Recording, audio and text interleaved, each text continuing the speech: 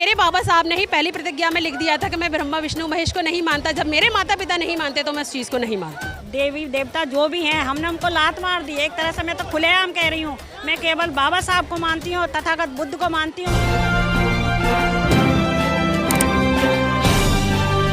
आप देख रहे हैं पब्लिक आवाज टीवी।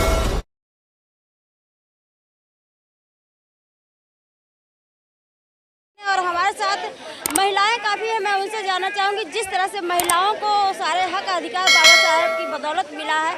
मैं जानना चाहूँगी, हमारे साथ ममता राक्षस जी हैं, मैं इनसे जानना चाहूँगी जी हम क्या करने के लिए आप आई हैं यहाँ? पहले तो सभी को नमो बुधाए, जय भीम और संकल्प दिवस की सभी को हार्दिक मंगल कामनाएं, शुभकामनाएं। और यहाँ जो आज हम लोग आए, हमारा एक उपदेश था, यहाँ लक्ष्य था एक आने का, क्योंकि परम पूज्य बाबा साहब भीमराव अम्बेडकर ने आज के ही दिन 23 सितंबर 1917 को बड़ौदा में एक संकल्प लिया था। वो संकल्प था कि यहाँ बड़ौदा में 11 दिन तक बाबा साहब ने जॉब किया और जॉब करने के बाद बाबा साहब को बहुत सारी तकलीफ़ों का सामना करना पड़ा, क्योंकि बाबा साहब जब यहाँ से 11 दिन के बाद जॉब करके जा रहे थे तो उन्हें एक पीड़ा थी, एक दर्द था कि मैं इतना पढ़ा लिखा होने के बावजूद मुझे इस तरीके से देखते हैं ये लोग। तो मेरा समाज तो अनपढ़ है, अभी वो इतना पढ़ा लिखा भी नहीं, इतना शिक्षित नहीं है, तो आगे चल के उनके साथ क्या क्या शोषण हो सकता है। पर परम पूज्य बाबा साहब ने यह संकल्प किया अपने आप से कि मैं संकल्प करता हूं कि दबे, शोषित, पीड़ित सभी महिला वर्ग, सभी जितने भी लोग हैं, मैं सबको समान वो अधिकार दूंगा जिसके वो हकदार हैं।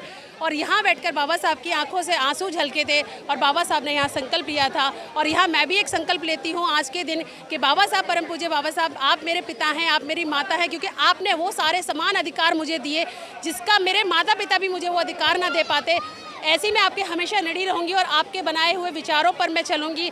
और मैं सोचूंगी अगर मैंने किसी को आपके विचारों पर चलने के लिए प्रेरित कर पाया तो मैं सोचूंगी आपके थोड़े से मैं आपके हिस्सेदारी मैंने थोड़ी सी पूरी की है अपनी। आप परम पूज्य बाबा साहब के अपना माता पिता सब कुछ मान रही हैं, लेकिन कुछ ऐसी भी महिलाएं हैं जो अभी बाबा साहब को नहीं जानती।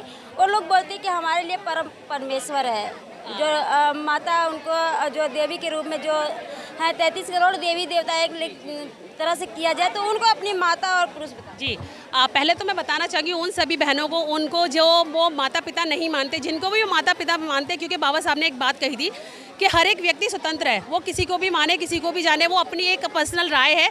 क्योंकि मैं मानती हूँ कि बाबा साहब मेरी माता पिता इसलिए हैं क्योंकि मैं इस दुनिया में जब आई तो मेरे से पहले जब मैं इस दुनिया में आई तो बाबा साहब मेरे लिए वो सारी व्यवस्थाएं, शिक्षा, दीक्षा, चिकित्सा, तमाम वो अधिकार देकर चले गए जो मेरे माता पिता शायद वो तहा उम्र लड़ते झगड़ते किसी से भी कुछ करते, वो तब भी मुझे स्कूल तक नहीं पहुँचा पाते। लेकिन परम पूज्य बाबा साहब ने सबसे बड़ा अधिकार, जो शिक्षा का हथियार जो कहते हैं ना, कलम, ताकत जो हमें दी है वो परम पूज्य बाबा साहब ने दी है। और शिक्षा नहीं होती तो शायद मैं मानती हूँ कि शिक्षा के बूते से आज जो हम यहाँ बात भी कर पा रहे हैं या हम कहीं भी स्टेट में जा पा रहे हैं या कहीं कोई प्रोग्राम दे पा रहे हैं तो परम पूज्य बाबा साहब भीमराव अम्बेडकर की वजह से दे। मतलब अपने सपनों को बुलंद करने, अपने सपनों को पूरा करने का बाबा साहब को अधिकार। जी बिल्कुल बिल्कुल, बाबा साहब ने हमारे पूरे सपनों को साकार किया है और हम भी चाहते हैं कि हम अपना पूरा जीवन बौद्ध में भारत को बनाने में लगाएं और बाबा साहब के सपने को साकार करें। क्या अगर बाबा साहब संकल्प नहीं लेते तो क्या आप और हम यहाँ पर आज बोल पाते? नहीं बोल पाते, नहीं बोल पाते। क्यों नहीं बोल? बाबा साहब की वजह से ही हम आज यहाँ पे आए हुए हैं।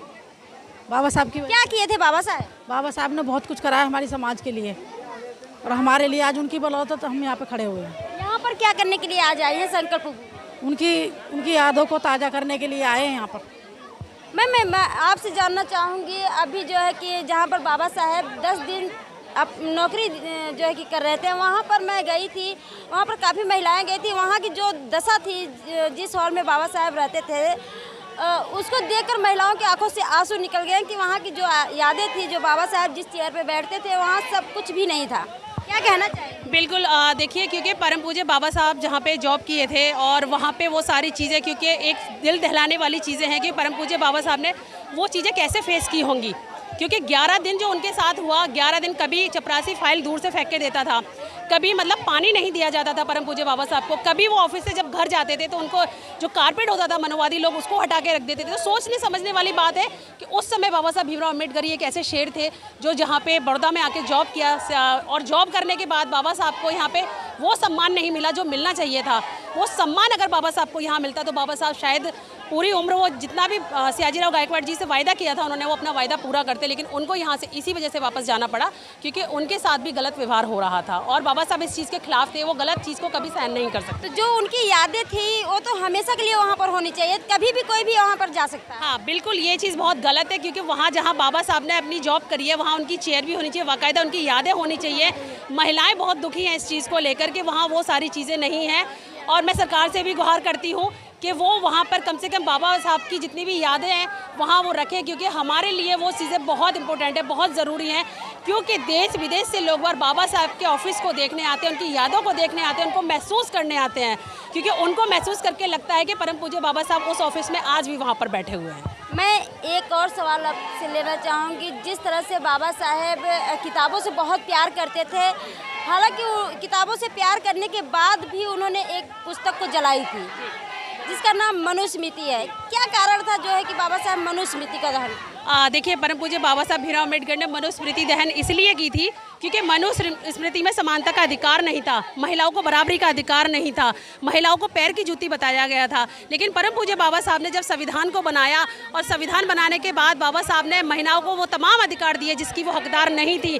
लेकिन परम पूज्य अगर हमारी तकलीफ, हमारी परेशानी, हमारे दुखों को अगर किसी ने जाना है, अगर हमारी आंसू को किसी ने पहुँचा है, वो परम पूज्य बाबा साहब भीमराव अम्बेडकर जी ने पहुँचा है। ऐसा संविधान बनाकर नारी को वो तमाम अधिकार दिए हैं और वो जो पैर की जूती बताता था वो संविधान में परम पूज्य बाबा साहब ने हमें सर का ताज बताया है। आज हमें जो महिलाओं को घर से निकलने की आज़ादी नहीं थी, आज वो डीएम, सीएम, पीएम, यहाँ तक के टीचर हर एक पोस्ट पे विराजमान है, वो परम पूज्य बाबा साहब भीमराव अम्बेडकर की वजह से।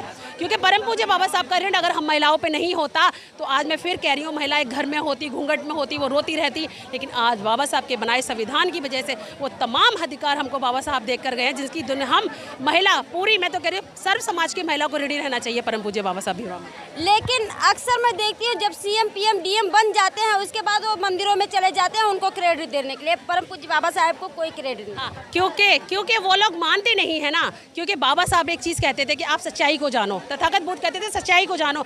हमारे लोग क्या करते हैं कि सच्चाई को ना जानने की वजह से वो आडंबर पाखंड में चले गए। क्योंकि मैं मानती हूँ कि अगर कोई बाबा साहब को फॉलो कर रहा है तो वो बुद्ध को भी फॉलो कर रहा है, और जो बुद्ध को फॉलो कर रहा है वो बाबा साहब को फॉलो कर रहा है। क्योंकि वो अंधविश्वास, पाखंडवाद किसी चीज़ को फॉलो नहीं करेगा जो बाबा साहब को मानेगा। क्योंकि बाबा साहब का सच्चा अनुयायी वो है। क्योंकि हमें भक्त नहीं चाहिए, क्योंकि भक्त वो होते हैं जो फोटो पे माला और विचारों पे ताला डालते हैं। हम वो हैं बाबा साहब के अनुयायी जो हम उनके विचारों पे चलते हैंगे, और माला से बात नहीं बनती क्योंकि हमारे यहाँ विचारों से बात बनती है। संकल्प भूमि पे कहाँ से लोग आते हैं? संकल्प भूमि से महाराष्ट्र से, गुजरात से, गाजियाबाद से, आगरा से, चंडीगढ़ से, बुलंदशहर से, गाजियाबाद से, तमाम वो शहर हैं जहाँ से लोग बाहर आए हैं।